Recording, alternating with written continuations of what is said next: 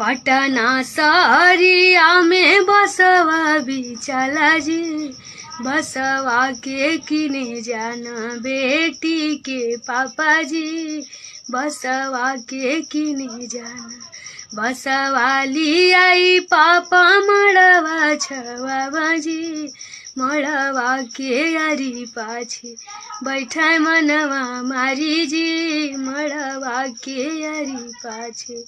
घर में से निकलली बेटी हो कवन जी, पूछे लगली काहे पापा बैठा मनवा मारी जी, पूछे लगली काहे पापा।